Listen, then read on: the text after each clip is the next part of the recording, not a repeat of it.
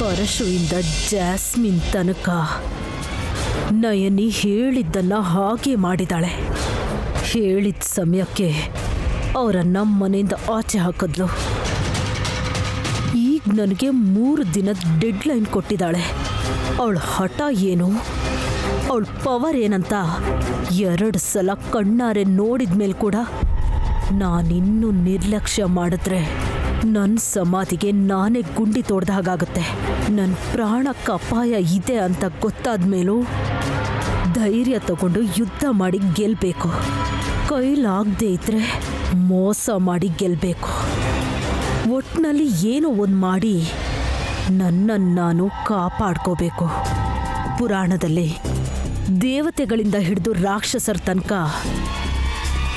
ಎಲ್ರ ಹತ್ರನೂ ಬ್ರಹ್ಮಾಸ್ತ್ರ ಇತ್ತು. ಅವ್ರ ಪ್ರಾಣಕ್ಕಪಾಯ ಬಂದಾಗ, ಅದರ ಅವಶ್ಯಕತೆ ಬಿದ್ದಾಗ ಅದನ್ನು ಉಪಯೋಗಿಸಿದ್ರು. ಈಗ ನಾನು ಕೂಡ ಅಂಥ ಬ್ರಹ್ಮಾಸ್ತ್ರದಂಥ ಅಸ್ತ್ರನ ಉಪಯೋಗಿಸಲೇಬೇಕು.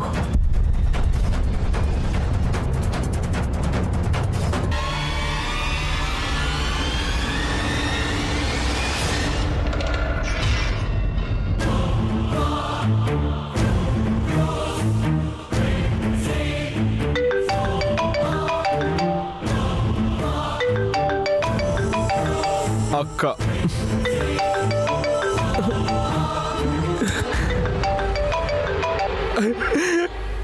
ಅಕ್ಕ, ಅಕ್ಕ, ಸಮಾಧಾನ ಮಾಡ್ಕೊಳ್ಳೋ.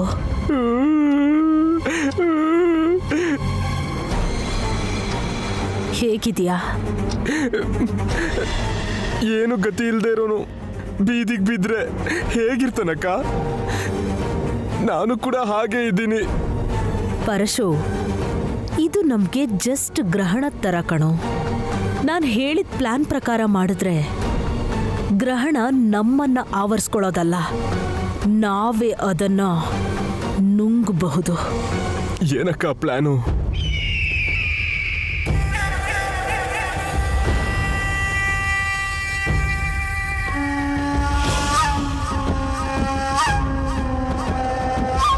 ಅಕ್ಕ, ಭಯ ಆದಾಗ ಯಾರಿಗೆ ಆದ್ರೂ ತಲೆನೇ ಓಡಲ್ಲ ಅಕ್ಕ. ಆದ್ರೆ ನಿನ್ ತಲೆ ಮಾತ್ರ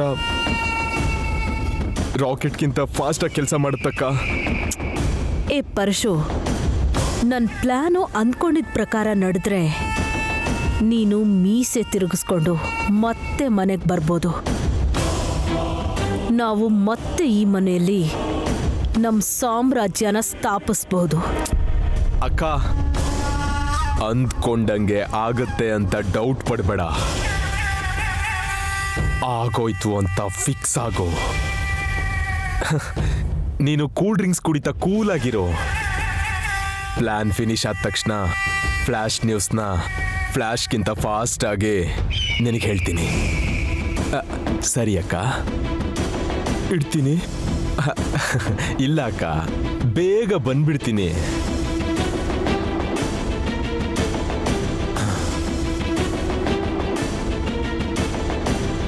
ನಯನಿ, ಸಿಂಹನ ಟಚ್ ಮಾಡಿದ್ರೆ ಸೈಲೆಂಟ್ ಆಗಿರ್ಬೋದು, ಆದರೆ ಈ ತಿಲೋತ್ತಮನ್ನ ಟಚ್ ಮಾಡಿದ್ರೆ ತುಂಬ ವೈಲೆಂಟ್ ಆಗಿರುತ್ತೆ. ಆ ರಿಯಾಕ್ಷನ್ ಹೇಗಿರುತ್ತೆ, ಎಷ್ಟು ಭಯಂಕರವಾಗಿರುತ್ತೆ ಅಂತ ನಾಳೆ ತೋರಿಸ್ತೀನಿ ನಯನಿ.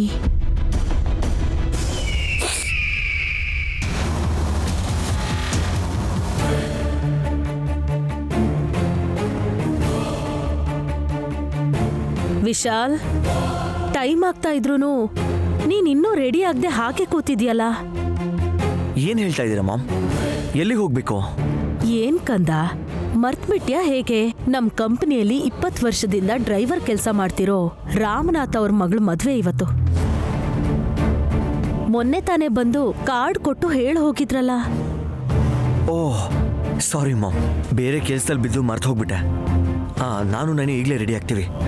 ಇಮಿಡಿಯೇಟಾಗಿ ಹೋಗೋಣ. ನೈನಿ, ರೆಡಿ ಆಗೋಣ. ಅಮ್ಮೋರೆ,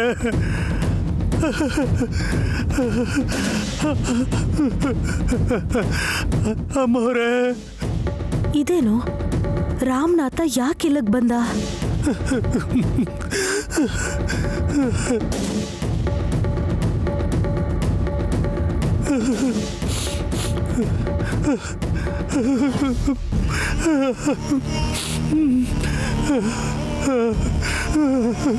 ರಾಮನಾಥ್, ಇವತ್ ನಿನ್ ಮಗಳ ಮದ್ವೆ ಇಟ್ಕೊಂಡು ಈ ಸಮಯದಲ್ಲಿ ಇಲ್ಲಿಗೆ ಯಾಕೆ ಬಂದಿದ್ಯಾ?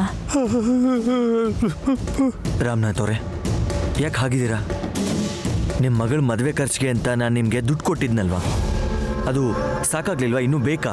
ಮದುವೆ ಮಂಟಪದಲ್ಲೇ ನಿಂತೋಯ್ತು ಸರ್.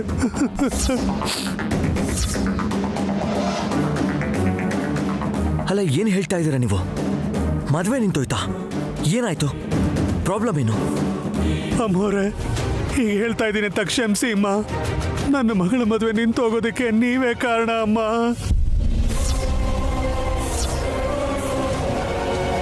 ರಾಮನಾಥ, ಏನ್ ಮಾತಾಡ್ತಿದ್ಯಾ ನೀನು?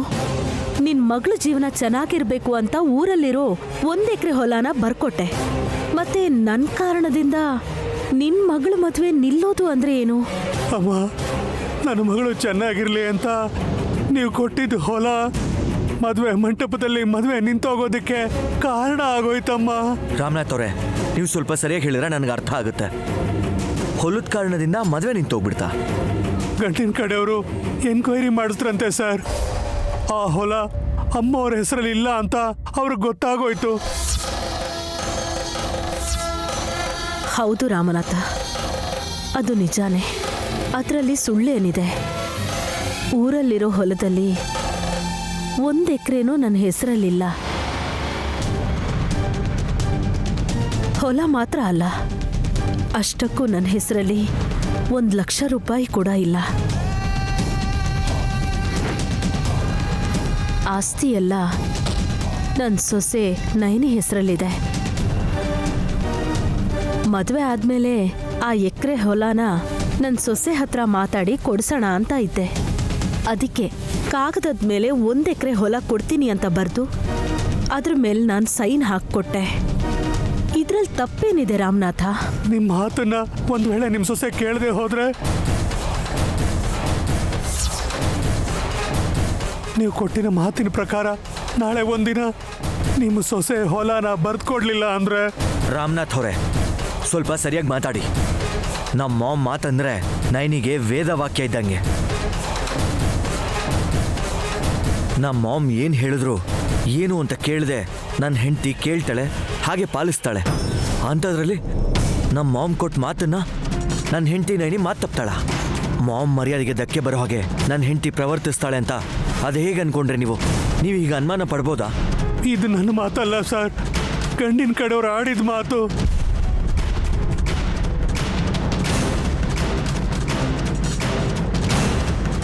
ಅಮ್ಮವ್ರು ನಿಜವಾಗ್ಲೂ ಹೊಲನ ಕೊಡ್ಬೇಕು ಅಂತ ಇದ್ದಿದ್ರೆ ಅವರು ಸೊಸೆ ಹತ್ರ ಬರ್ಸ್ಕೊಟ್ಟಿರೋರು. ಅದನ್ನ ಬಿಟ್ಟು ಅವ್ರ ಹೆಸರಲ್ಲಿ ಇಲ್ದೇ ಇರೋ ಹೊಲನ ಅವ್ರು ಹೇಗೆ ಬರ್ಕೊಡ್ತಾರೆ ಅಂತ ಗಂಡನವರು ಕೇಳ್ತಾ ಇದ್ದಾರೆ. ಆಸ್ತಿ ನನ್ನ ಹೆಂಡತಿ ಹೆಸರಲ್ಲಿದ್ರು ಕೂಡ ಒಂದು ರೀತಿಯಲ್ಲಿ ಮಾಮ್ ಹೆಸರಲ್ಲಿ ಇದ್ದಂಗೆ ಅಂತ ನೀವು ಅವ್ರಿಗೆ ಹೇಳಲಿಲ್ವಾ? ಹೇಳಿದೆ ಸರ್. ಅಮ್ಮವ್ರ ಮಾತನ್ನ ಮನೇಲಿ ಎಲ್ಲರೂ ಕೇಳ್ತಾರೆ. ಆ ಮಾತಿನ ಪ್ರಕಾರ ಮದುವೆ ಆದ್ಮೇಲೆ ನೈನಿ ಅಮ್ಮವರು ಖಂಡಿತ ಹೊಲನ ಬರ್ದ್ಕೊಡ್ತಾರೆ ಅಂತ ಹೇಳಿದೆ ಸರ್. ಆದ್ರೆ ಅವ್ರು ಒಪ್ಕೋತಾನೆ ಇಲ್ಲ. ಆದ್ರೆ ಇವತ್ತಿನ ಪರಿಸ್ಥಿತಿ ಅಕಸ್ಮಾತ್ ನಾಳೆ ಇರದೇ ಇದ್ರೆ, ಒಂದು ವೇಳೆ ಅವರ ಅತ್ತೆ ಮಾತನ್ನ ಸೊಸೆ ಕೇಳದೆ ಹೋದ್ರೆ ನಮ್ಮ ಪರಿಸ್ಥಿತಿ ಏನು? ಮದುವೆ ಮುಗ್ದೋದ್ಮೇಲೆ ನಮಗೆ ಮೋಸ ಆದಾಗೆ ತಾನೆ ಅಂತ ಮಂಟಪದಲ್ಲೇ ಮದುವೆನ ನಿಲ್ಲಿಸ್ಬಿಟ್ರು ಸರ್.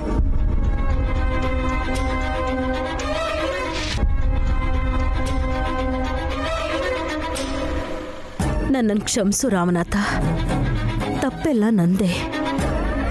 ನನ್ನ ಹೆಸರಲ್ಲಿ ಆಸ್ತಿ ಇಲ್ಲ ಅಂತ ಗೊತ್ತಿದ್ದು ನಾನು ಈ ರೀತಿ ಸ್ವಂತ ನಿರ್ಧಾರ ಮಾಡಿದ್ದು ತಪ್ಪು ಅಂತ ನನ್ಗೆ ಅರ್ಥ ಆಯ್ತು. ಮಾಮ್, ನನಗೆ ಅಧಿಕಾರ ಇಲ್ಲ ಅಂತ ಗೊತ್ತಾದ್ಮೇಲೆ ಸ್ವಂತ ನಿರ್ಧಾರ ಮಾಡಬಾರ್ದು ಅಂತ ನನಗೀಗ ಗೊತ್ತಾಯ್ತು. ನನ್ನಿಂದಾಗಿ ನಿನ್ನ ಮಗಳ ಮದುವೆ ನಿಲ್ಬಾರ್ದು. ನಡಿ, ನಾನು ಅವ್ರ ಹತ್ರ ಕ್ಷಮೆ ಕೇಳ್ತೀನಿ. ನಿಂತು ಹೋಗಿರೋ ನಿನ್ನ ಮಗಳ ಮದುವೆನ ಆಗೋ ಥರ ನಾನು ಮಾಡ್ತೀನಿ. ನಡಿ ಹೋಗೋಣ. ಅಮ್ಮ ಬೇಡಮ್ಮ, ಅವ್ರು ನನಗೆ ಬಾಯಿಗೆ ಬಂದ ಹಾಗೆಲ್ಲ ಮಾತಾಡಿದ್ರು. ನಿಮ್ಮ ಒಳ್ಳೆತನದ ಬಗ್ಗೆ ಗೊತ್ತಿಲ್ಲದೆ ನಿಮಗೂ ಏನಾದರೂ ಅಂದ್ಬಿಡ್ತಾರೆ. 20 ವರ್ಷದಿಂದ ನಮ್ಮ ಕುಟುಂಬನ ಸಾಕಿರೋರು ನೀವು, ನಮಗೋಸ್ಕರ ನಿಮ್ಗೆ ಅವಮಾನ ಆಗಬಾರ್ದಮ್ಮ. ಪರವಾಗಿಲ್ಲ ರಾಮನಾಥ, ನಿನ್ನ ಮಗಳ ಜೀವನಕ್ಕಿಂತ ನನಗೆ ಮರ್ಯಾದೆ ಮುಖ್ಯ ಅಲ್ಲ. ನಾನೇನು ಬೇಕಾದರೂ ಮಾಡ್ತೀನಿ. ಬೇಕು ಅಂದರೆ ಅವ್ರ ಕಾಲು ಹಿಡಿದು ಬೇಡ್ಕೋತೀನಿ. ನಿನ್ನ ಮಗಳ ಮದುವೆ ಆಗೋ ಥರ ನಾನು ನೋಡ್ಕೋತೀನಿ. ನಡಿ ರಾಮನಾಥ. ಮಾಮ್ ಇರಿ ಮಾಮ್. ಅಲ್ಲ, ನೀವ್ಯಾಕೆ ಇನ್ನೊಬ್ಬರ ಕಾಲನ್ನ ಹಿಡಿಬೇಕು ಮಾಮ್? ತಪ್ಪಿಲ್ಲ ಕಂದ. ಒಂದು ಹೆಣ್ಣು ಮಗಳ ಜೀವನ ಸರಿ ಮಾಡೋದಕ್ಕೋಸ್ಕರ ಕಾಲು ಹಿಡಿಯೋದ್ರಲ್ಲಿ ತಪ್ಪೇನಿಲ್ಲ. ಇಲ್ಲಿ ನಾವು ನೋಡ್ಬೇಕಾಗಿರೋದು ನಮ್ಮ ಮರ್ಯಾದೆ ಅಲ್ಲ ಅಪ್ಪ. ಮದುವೆ ನಿಂತು ಹೋದ್ರೆ ಆ ಹೆಣ್ಮಗಳು ಪಡೋ ಸಂಕಟನ. ರಾಮನಾಥ್ ಅವರೇ, ಬೇಕು ಅಂದರೆ 1 ಕೋಟಿ ಅಲ್ಲ 2 ಕೋಟಿ ಆದರೂ ನಾನು ಕೊಡ್ತೀನಿ. ಇದಕ್ಕಿಂತ ಒಳ್ಳೆ ಸಂಬಂಧನ ತಂದು ನಿಮ್ಮ ಮಗಳ ಮದುವೆನ ನಾನೇ ನಡೆಸ್ತೀನಿ. ಕಂದ, ಮಂಟಪದಲ್ಲಿ ಮದುವೆ ನಿಂತು ಹೋದ್ರೆ ಆ ಹುಡುಗಿ ಪಡೋ ಸಂಕಟ ಅಷ್ಟಿಷ್ಟಲ್ಲ. ನೈನಿ, ಒಂದು ಹೆಣ್ಣಾಗಿ ನೀನು ಹೇಳು, ಆ ನೋವು ಅವಮಾನನ ಸಹಿಸ್ಕೊಂಡು ಯಾವ ಹೆಣ್ಣಾದ್ರೂ ಬದುಕಕ್ಕೆ ಸಾಧ್ಯನಾ? ಮಾಮ್, ಈ ಥರ ಬ್ಲ್ಯಾಕ್ ಮೇಲ್ ಮಾಡೋರು ಮನೇಲಿ ಆ ಹುಡುಗಿ ಸಂತೋಷವಾಗಿರೋಕ್ಕಾಗಲ್ಲ. ರಾಮನಾಥ್ ಅವರೇ, ಅವ್ರನ್ನ ಇಮಿಡಿಯೇಟಾಗಿ ಕಳಿಸ್ಬಿಡಿ. ಶಾರ್ಟ್ಲಿ ನಿಮ್ಮ ಮಗಳ ಮದುವೆನ ಗ್ರ್ಯಾಂಡಾಗಿ ನಡೆಸ್ಕೊಡ್ತೀನಿ. ಹಾಗಲ್ಲ ಕಂದ, ನನ್ನಿಂದಾಗಿ ಮದುವೆ ನಿಂತು ಹೋದ್ರೆ ಆ ಹುಡುಗಿ ಶಾಪ ನನಗ್ ತಗಲುತ್ತೆ.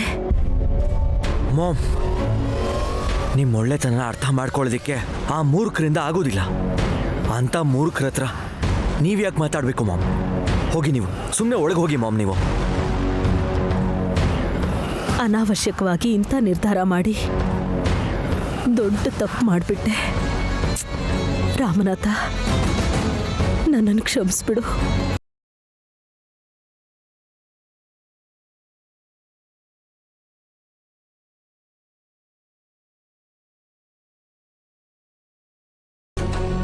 ನಿಮ್ಮ ಮಗಳಿಗೋಸ್ಕರ ನಾನೇ ಒಂದು ಒಳ್ಳೆ ಸಂಬಂಧ ನೋಡ್ತೀನಿ.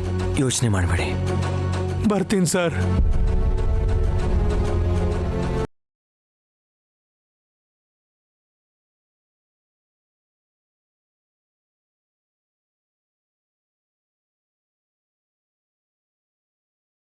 ಮನ್ರಿಗೆ ಒಂದು ಮಾತು ಕೇಳ್ದೇನೆ ಸಹಾಯ ಮಾಡ್ತೀನಿ ಅಂತ ಅವರೇ ನಿರ್ಧಾರ ತಗೊಳ್ಳೋದು ಒಂದೇನು? ಅವ್ರ ಹೆಸರಲ್ಲಿ ಆಸ್ತಿ ಇಲ್ಲ ಅನ್ನೋ ವಿಷಯನ ಯಾಕೆ ತೆಗೆದ್ರು? ಇದನ್ನೆಲ್ಲ ನೋಡ್ತಿದ್ರೆ ನನ್ಗೆ ಯಾಕೋ ಅನುಮಾನ ಬರ್ತಿದೆ. ಅಮ್ಮ ಅನ್ನೋ ಹೆಸರಿಗೆ, ಅಮ್ಮನ ಪ್ರೀತಿಗೆ ಕಳಂಕ ತರ್ತಾ ಇರೋ ತಿಲೋತ್ತಮನ್ ನಾಟಕದ ಪ್ರೀತಿಗೆ ಮುಕ್ತಾಯ ಹಾಡಬೇಕು. ಅವಳ ಬಾಯಿಂದಾನೇ ಯಜಮಾನ್ರಿಗೆ ನಿಜ ಹೇಳಿಸ್ಬೇಕು.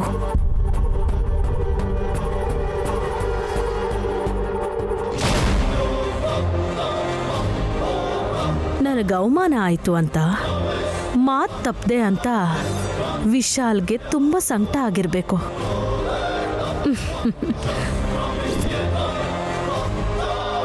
ಸಂಕಟ ಪಡ್ಕೊಳ್ದೆ, ಬೇಜಾರು ಮಾಡ್ಕೊಳ್ದೆ ಹೇಗಿರೋಕ್ಕಾಗುತ್ತೆ? ಹಾಂ, ಅವ್ರ ಕಾರಣದಿಂದ ಮದುವೆ ನಿಂತೋಯ್ತು ಅಂತ ಮಾಮ್ ಎಷ್ಟು ನೊಂದ್ಕೊಂಡ್ರು ಅಂತ ನೋಡಿದೆ ಅಲ್ವಾ? ಮಾಮ್ ಅಂತೂ ಕೆಲ್ಸಕ್ಕೆ ಬರ್ದಿರೋರ ಕಾಲ್ಗೆ ಬೀಳೋದಕ್ಕೂ ರೆಡಿ ಆಗ್ಬಿಟ್ರು. ಇದನ್ನೆಲ್ಲ ನೋಡ್ಕೊಂಡು ನಾನು ಸುಮ್ಮನೆ ಇರೋಕ್ಕಾಗತ್ತಾ? ಮಾಮ್ ತಲೆ ತಗ್ಸಿ ಅವ್ರ ಮುಂದೆ ಹಾಗೆ ನಿಂತಿರುವಾಗ ಒಬ್ಬ ಮಗನಾಗಿ ನನ್ನನ್ನು ನೋಡೋಕ್ಕಾಗಲಿಲ್ಲ. ವಿಶಾಲ್ ಈಗ ತುಂಬ ಇಮೋಷನಲ್ ಆಗಿರೋದ್ರಿಂದ ನಮ್ಮ ಪ್ಲ್ಯಾನ್ ಅನ್ನ ಇಂಪ್ಲಿಮೆಂಟ್ ಮಾಡೋದಿಕ್ಕೆ ಇದೇ ಸರಿಯಾದ ಟೈಮ್. ಯಜಮಾನ್ರೆ, ನಡೆದಿದ್ದೇನೋ ನಡೆದೋಯ್ತು. ರಾಮನಾಥ್ ಅವ್ರ ಮಗಳಿಗೆ ಒಳ್ಳೆ ಸಂಬಂಧ ನೋಡಿ ಮದುವೆ ಮಾಡಿಸ್ತೀನಿ ಅಂತ ಹೇಳಿದ್ರಿ ಅಲ್ವಾ?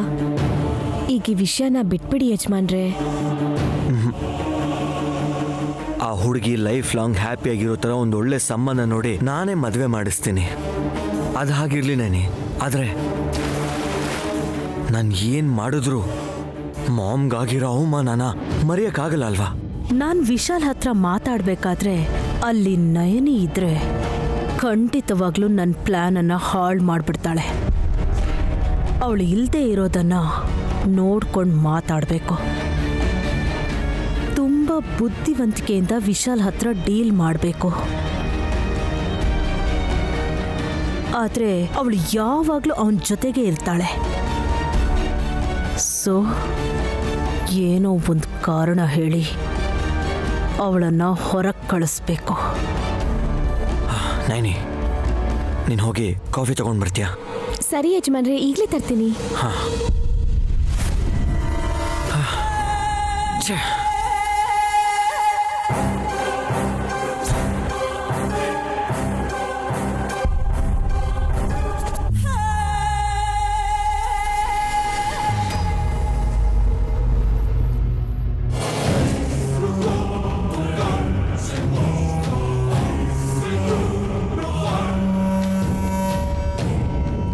ರೋಗಿ ಬಯಸಿದ್ದು ಹಾಲು ಅನ್ನ, ವೈದ್ಯ ಹೇಳಿದ್ದು ಹಾಲು ಅನ್ನ.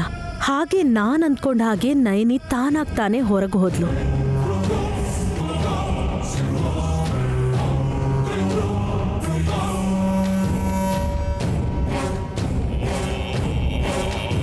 ವಿಶಾಲ್, ಏನ್ ಕಂದ ಇದು? ಯಾಕಿಷ್ಟೊಂದು ಸಂಕಟ ಪಡ್ತಿದ್ಯಾ ಹೇಳು? ಒಂದು ಕಡೆ ಇಲ್ಲಿ ನೀವು ಅಷ್ಟು ನೊಂದ್ಕೋತಿರ್ಬೇಕಾದ್ರೆ ನಾನು ನನ್ನ ಕೈ ಸಹಿಸ್ಕೊಳಕ್ಕಾಗುತ್ತಾ? ನನಗೆ ಗೊತ್ತಿದೆ ಕಂದ, ನಾನಂದ್ರೆ ಪ್ರಾಣ ಅಂತ ನನಗೆ ಗೊತ್ತಿದೆ. ನನಗೆ ನೋವಾದ್ರೆ ನಿನಗೆ ನೋಡೋಕ್ಕಾಗಲ್ಲ ಅಂತ ನನಗೆ ಗೊತ್ತು. ಅದಕ್ಕೆ ನಾನು ಅಲ್ಲಿದ್ದರೂ ಕೂಡ ನನ್ನ ಮನಸ್ಸೆಲ್ಲ ಇಲ್ಲೇ ಇತ್ತು. ಅದಕ್ಕೆ ನಿನ್ನನ್ನು ಸಮಾಧಾನ ಮಾಡಿ ನೆಮ್ಮದಿಯಾಗಿ ಇರು ಕಂದ ಅಂತ ಹೇಳಕ್ ಬಂದೆ. ಕಂದ, ನನಗೆ ಈ ಅವಮಾನ ಎಲ್ಲ ಏನೂ ದೊಡ್ಡದಲ್ಲ. ಇಂಥದನ್ನು ಯಾವತ್ತಿಂದಾನೋ ಹೆಜ್ಜೆ ಹೆಜ್ಜೆಗೂ ನೋಡಿಕೊಂಡು ಅನುಭವಿಸ್ಕೊಂಡು ಬಂದಿದ್ದೀನಿ. ಏನು ಹೇಳ್ತಿದ್ದೀರಾ ಮಾಮ್? ಇದಕ್ಕೂ ಮೊದಲು ನೀವು ಈ ರೀತಿ ಅವಮಾನ ಪಟ್ಟಿದ್ದೀರಾ ಮಾಮ್? ಇಷ್ಟಕ್ಕೂ ಅಂಥ ಪರಿಸ್ಥಿತಿ ನಿಮ್ಗೆ ಯಾಕೆ ಬಂತು ಹೇಳಿ ಮಾಮ್?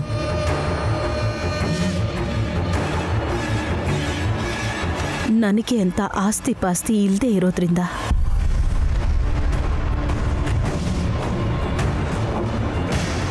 ಈ ಸಮಾಜ ವ್ಯಕ್ತಿನ ನೋಡಿ ಗೌರವ ಕೊಡಲ್ಲ ಕಂದ.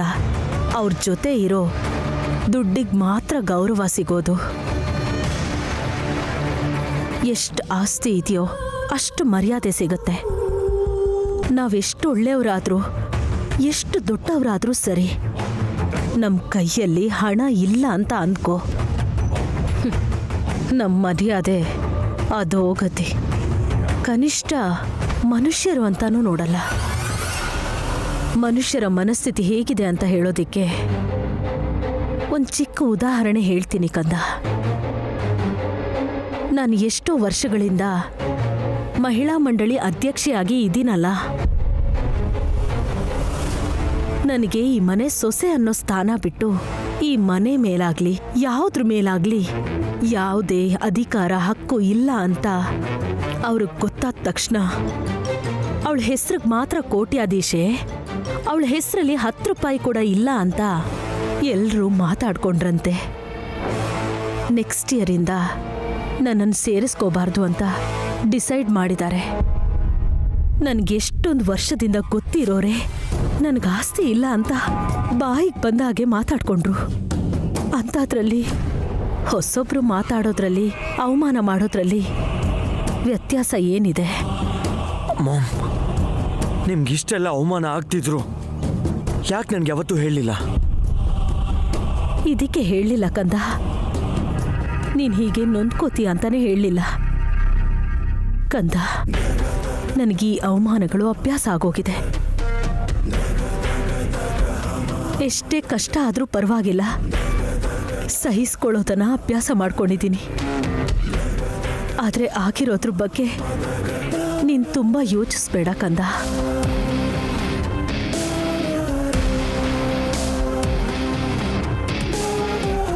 ನೀನು ನೊಂದ್ಕೊಂಡ್ರೆ ಈ ತಾಯಿಗೆ ಸಹಿಸ್ಕೊಳಕ್ಕಾಗಲ್ಲ.